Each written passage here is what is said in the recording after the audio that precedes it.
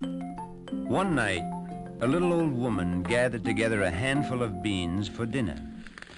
To make the coals in her fireplace burn brightly, she tossed a bundle of straw on them.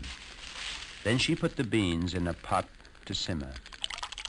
But one of the beans dropped out of her hand. One of the straws slid out of the bundle, and one of the coals rolled out of the fire. And all three lay together on the hearth, watching sadly while their comrades cooked. Said the straw in a reedy voice, "It's pleasant to escape the flames, but as you fellas saw, my relatives went up in smoke, and I'm the, last straw." And the bean bubbled, "Well, as for me, I'd glad to be in this delightful spot, or here or there or anywhere before I go to pot." And the coal hissed, "So nice to meet you, gentlemen. Most pleasant and all that. But don't you think that we could find a cooler place to chat?" They all agreed, and the three of them went off together.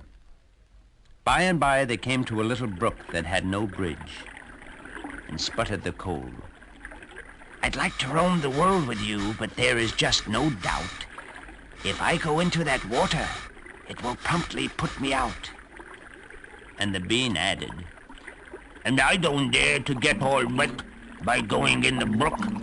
For as you know, we beans are soaked before we set to cook." But the straw said eagerly, "Fear not, O bean, and you, friend coal. There is a way, you see. I'll stretch myself from shore to shore, and you can cross on me." And the straw stretched himself across the stream, just like a tiny bridge. The coal was the first to use the straw bridge. He started out bravely enough, but halfway over he looked down at the water, shuddered, and stopped. And at the place where he stood, the poor straw smoldered, smoked, and broke in half. And down went the straw and coal into the water.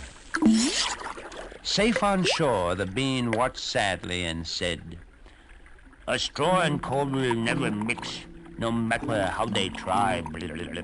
Like fire and ice, or cats and mice, or hungry folks and I." That's rather funny, he thought, and laughed. Hungry folks and That's very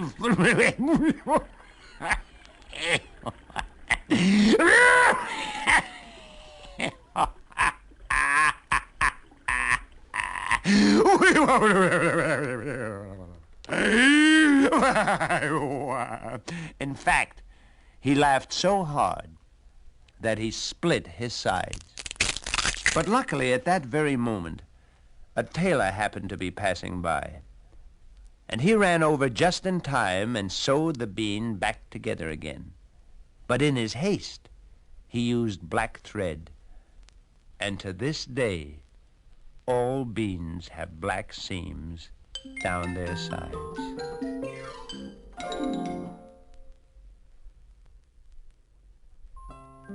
Once upon a time, there was a poor widow who had 2 daughters, and she called them Snow White. Once upon a time, there was a poor widow who had 2 daughters, and she called them Snow White and Rose Red, because they were just like the flowers that bloomed on 2 rose bushes that stood in front of their little cottage. Now, Snow White and Rose Red were as good as they were beautiful, and so gentle that all the small animals who lived in the forest were their friends. One winter evening, there was a knock at the cottage door.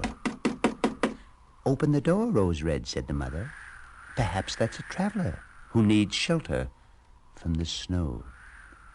So Rose Red opened the door, and there stood a great black bear. "Mother!" Rose Red cried out in fear. But the bear said, "Don't be afraid. I won't harm you. I am simply half frozen, and I would like to come in and get warm." "Poor bear," said the mother. Come in and lie down by the fire, but be careful not to burn your coat. Come, Snow White and Rose Red. The bear won't hurt us." So shyly the girls came near. "How do you do, sir?" said Snow White. "May I help you with your coat?" And she took a broom and swept the snow from the bear's fur. "You're very kind to an old bear," he said, and stretched out in front of the fire, growled comfortably, and went to sleep. The next night the bear was back again, and the next, and the next, and soon he was part of the family. But at last spring came, and one morning the bear said, "Now I must leave. It is time to go into the woods and guard my treasure. Once the sun has warmed the earth, the dwarfs come up out of their holes and steal gold and jewels and anything else they can find." So Snow White and Rose Red said goodbye very sadly, and the bear went away, deep into the forest. One day, soon afterwards, the girls were out in the woods, and while they were there, they saw a tiny man with an old, wrinkled face and a beard that was longer than his whole body. The tip of his beard was caught under a fallen tree, and he was hopping and jumping in rage. "Stop standing there stupidly staring," sputtered the little man. "Do something, you skinny, scrawny, scraggly, skin and skeleton scarecrows." "Of course," said Rose Red politely. "We'll try to pull you free." And they tugged as hard as they could. But the beard was caught too tightly, and they couldn't get him free. "Oh, you feeble-fingered, fat-headed, fumbling females," roared the little man. "You wicked, weak-witted woodworms! Can't you think of anything better?" "Don't be impatient," said Snow White gently. "I have thought of something better." And pulling her scissors out of her pocket, she snipped off the end of his beard. Well, the instant he was free, he grabbed a sack of gold that he had set beside the tree and marched away without one single word of thanks. A few days later, Snow White and Rose Red went out to catch some fish. "There's the dwarf," said Snow White as they approached the pond. "There he is." And it was. And again, he was leaping about wildly. "If you're not careful," Rose Red called, "you'll fall in and get soaked." "Careful?" screeched the little man. "Be careful? Oh, you big-bodied, beetle-browed, bird-brained, blind baboon! Can't you see that a fish has caught my beard and is trying to pull me in?" "Oh, dear," said Snow White, reaching for her scissors. "I guess I'll just have to..." And she snipped off another tiny piece of beard and freed the dwarf. "Why, you bumbling, beard-butchering barber! Wasn't it enough to cut off the end of my beard without taking the middle part too?"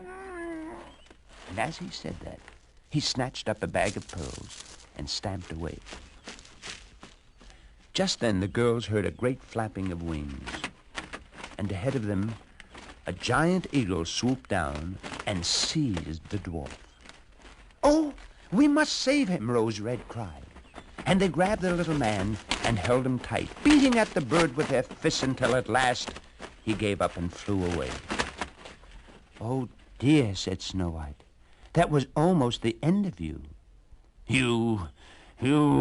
Why, you've torn my best coat, and that's almost as bad, you raggedy, rascally, rose-red wretch."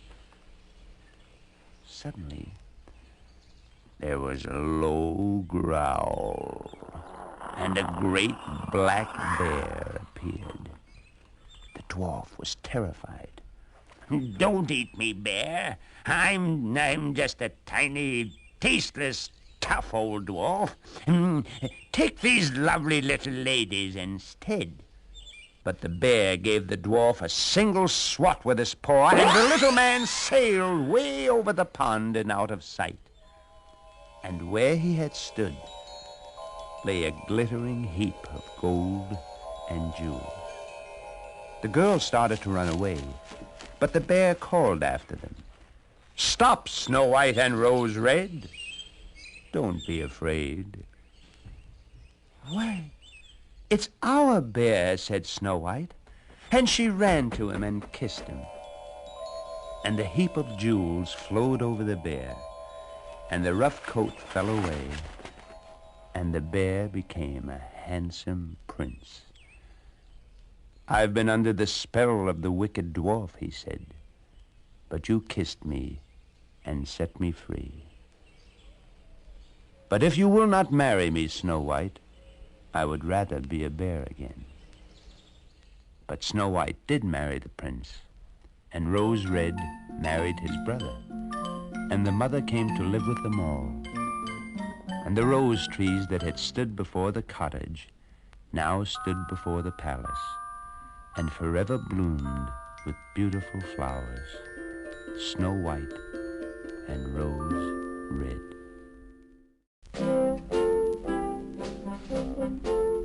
There was once a donkey who had spent all of his life carrying corn sacks to the mill for his master. But now he was getting old, and every sack seemed heavier, and every day seemed longer. I really should find some other profession, he thought. But how else could I possibly make a living? My only other talent is my voice.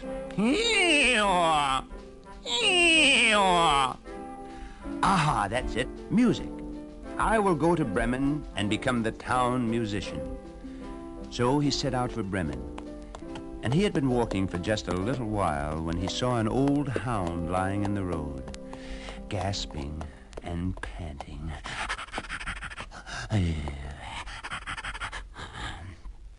"Hello, old fellow," he said. "Why are you breathing so hard?" "I've been running," said the hound. Running away, that is. I'm too old and weak to hunt, and my master doesn't want me anymore. And how am I ever going to earn my bread and bones?" "Well, now, I happen to have an answer to that problem," said the donkey. "Why not come with me? I'm going to Bremen to be the town musician. I will play the lute and bray. And I can beat the drum and bay."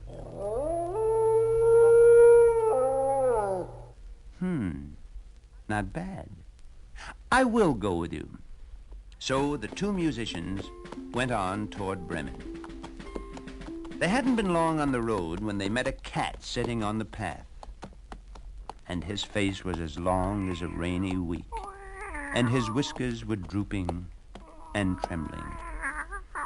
There, old shaver," said the donkey. "Don't cry. Nothing can be that bad." "Oh, can't it, though?" wailed the cat. "I used to be the best mouse catcher in the country, but now I'm too old and can only sit by the fire. What am I to do? Where am I to go?" "Come with us to Bremen," said the donkey. "You're a born serenader, and we'll make a rousing trio." "Who, me? Me? Meow?" Well, perhaps it would work. Let's try it. So the trio continued on toward Bremen. Soon the animals came to a farmyard, and on the gate sat a rooster, crowing with all his might. "Now that," said the donkey, "is a truly magnificent crow." "I am singing my heart out," said the rooster, "while I still can. I have just heard the farmer's wife say that tomorrow I go into the soup kettle. This is my last crow, but it will be my best." "How fine it is to meet a musician who takes pride in his work," said the donkey. "But why stay here and make soup when you can come with us and make music?" Happily, the rooster agreed, and the four friends went on together toward Bremen. When evening came, they decided to stop and look for a place to spend the night. The rooster flew to the top of a tree and in a moment called down, "There's a light up ahead." They soon saw that the light came from a window in a house. The donkey tiptoed up to it and looked in. "What do you see?" asked the rooster. "What do I see? I see a room filled with riches, a table covered with good things to eat, and sitting at the table, a band of robbers. Well, perhaps we can earn our supper here. Let us think." So the musicians worked out a plan. The donkey went back to the window and put his 4 feet up on the sill. The hound jumped up on the donkey's back, and the cat leaped up on the dog, and the rooster perched on the cat's head. Then the donkey rapped the sill with his hoof. At the very first note of the town musicians of Bremen, the robbers screamed in fright, leaped to their feet, and ran out into the forest. The 4 minstrels agreed that their performance had certainly earned them some supper, so they went into the house, sat down at the table, and ate as if they might never see another meal. Then they carefully put out the light, and each found the sleeping place that suited him best. The donkey stretched out on some straw in the backyard, the hound curled up behind the door, the cat lay on the hearth, and the rooster flew to the rafters of the roof. And soon they were all sound asleep. Meanwhile, the robbers were huddled out in the forest, but when it was past midnight, they crept in closer to the house. "We were foolish to be so frightened," said the leader. "We can't leave our house and our treasures just because we heard a noise. No matter how horrible it was, we can't leave our house." And he bravely ordered one of his men to go back and investigate. The robber tiptoed back to the house and slid in the front door. It was dark and silent inside. By the hearth, he saw what he thought were 2 live coals, and quietly he reached over to light them. But suddenly, the coals were the glistening eyes of the cat, who flew into the robber's face, spitting and scratching. "Help!" cried the robber, and ran for the back door, but the hound leaped up and bit his leg. "Help! Help!" he cried again, and ran out into the yard, but here the donkey gave him a hearty kick, and the rooster, jumping up and down in the rafters, crowed at the top of his lungs. The robber ran back to his leader as fast as he could. "There's a dreadful witch sitting on the hearth," he said, "and she spat at me and scratched me, and by the door stands a man with a knife, and he stabbed me, and in the yard lies a black monster, and he beat me with a club, and on the roof is the judge, and he roared, 'Caught the rascal, did you? We must never go back again.'" And they never did. But the house suited the 4 musicians so well that they never left it, not even to go to Bremen, and they lived there happily for all the rest of their lives.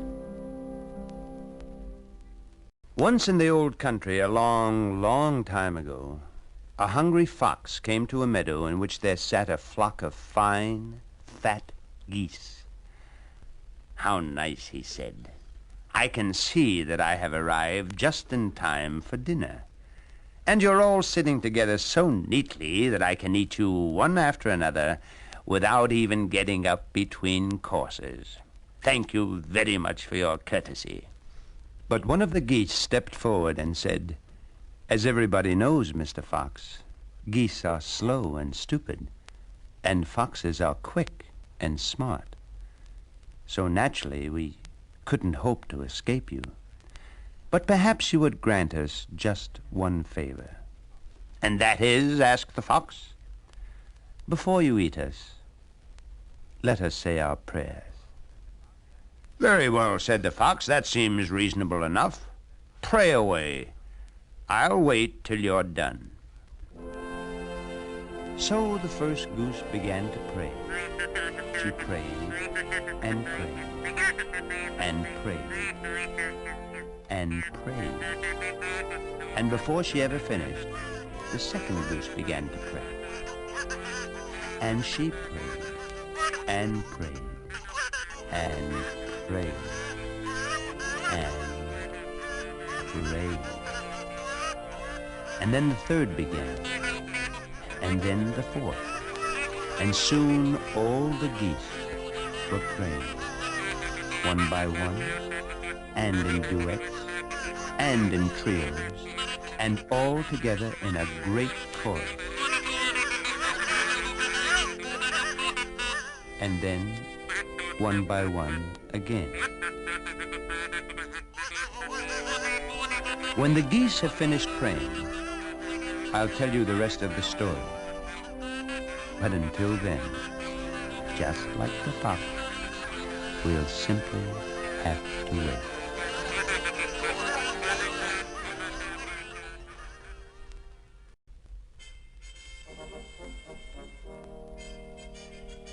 Once in a faraway land, there was a very, very poor man who had a very beautiful daughter. Now, it happened one day that he met the king, and he wanted to make himself seem rather important. "I," he said grandly, "have a daughter who can spin straw into gold." "How interesting," said the king. "Bring her to my palace, and I will put her to the test." When the girl was brought to him, he took her into a room full of straw, gave her a spinning wheel, and said, "If by tomorrow morning you have not spun this straw into gold, you must die." Then he locked the door and left her in the room, all alone. "Oh, dear," cried the girl. "Whatever shall I do?" Because, of course, she had no idea at all how to spin straw into gold. But suddenly, the door opened, and in stepped a little man. "Good evening, girl," he said. "Why are you crying so?" "Alas, I have to spin this straw into gold, and I don't know how to do it." "What will you give me if I do it for you?" asked the little man. "I am very poor," she wept, "and I have nothing of value to give you." "Well, then," said the little man, "will you promise to give me your first child if you should become queen?" "Queen," thought the girl. "Me? I'll never become queen." So she promised, and the little man sat himself in front of the wheel with a handful of straw. The straw became gold.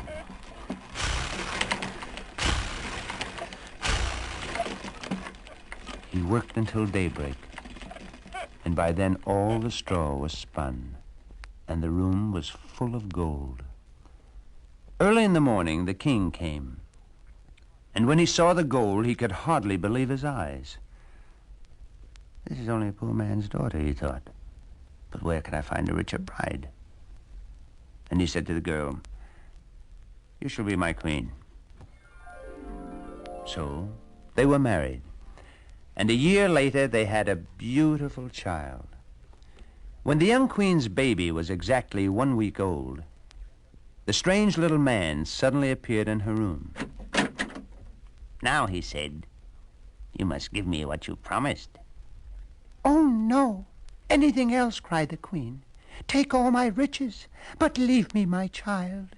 And she wept and moaned and begged, and finally he said, "Very well, I will give you 3 days. If in that time you can find out my name, you may keep your baby." During the night, the queen lay awake, trying to remember all the names she had ever heard. And when the little man came the next day, she began. Jonathan, Joseph, Jeremiah, Timothy, Titus, Obadiah, William, Henry, Walter, Sim, Reuben, Rufus, Solomon, Jim, Nathaniel, Daniel, Abraham, Roderick, Frederick, Peter, Sam, Casper, Jasper, Nicholas, Pat, Christopher, Jack, Jehoshaphat. No. At last she had said all the names she knew, and the little man laughed and went away. That night, the Queen sent a messenger out to discover every unusual name that anyone in the countryside knew of. And the next day, she had another long list. Xavier, Xerxes, Zittleby, Zorch. But the little man said, no. And again, he went away. And again, the Queen sent her messenger out. But when he came back on the last morning, he said, not another name have I been able to find, Your Majesty. Oh, no, she wept, no. But I did see something strange, said the messenger. Far out at the edge of the forest, I saw a little house, and in front of it, a bonfire was burning. And in front of the fire, a strange little man hopping on one foot and singing, today I brew, tomorrow I bake, and then the young queen's child I'll take. Oh, she'll lose the guessing game, for Rumpelstiltskin is my name. Oh, thank you, cried the Queen. Soon afterwards, the little man appeared. Now, Your Majesty, he thundered, what is my name? The Queen smiled. Perhaps, Tom? No. Maybe Dick? No. Well, then, said Her Majesty, there's nothing left but Rumpelstiltskin. You guessed it, shrieked the little man. I won't have it, I won't stand for it. And he stamped his right foot into the ground so hard that he sank up to his waist. Then he stamped his left leg so hard that he disappeared completely. And Rumpelstiltskin was never seen again. There was once a very good little girl who lived alone with her mother. They were really quite poor, and a time came when they had nothing to eat. So the little girl went into the forest to gather berries, and there she met an old woman who said, "Why are you here in the woods alone?" And the little girl said, "I'm gathering berries so that my mother and I will have something to eat. We are very poor and have nothing else." The old woman gave the little girl a tiny magic pot, and it would cook good, sweet porridge whenever the girl said, "Cook your porridge, little pot. Cook your porridge sweet and hot." And when she said, "Stop, little pot, your cooking is done. There's quite enough porridge for everyone." And then the little pot would stop cooking until it was asked to cook again.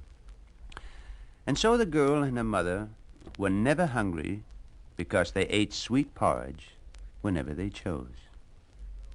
Then once, when the girl went away on a visit, the mother wanted to eat. "Cook your porridge, little pot," she said. "Cook your porridge sweet and hot." And the little pot hissed and whistled merrily and bubbled with good, sweet porridge. And the mother ate until she could eat no more.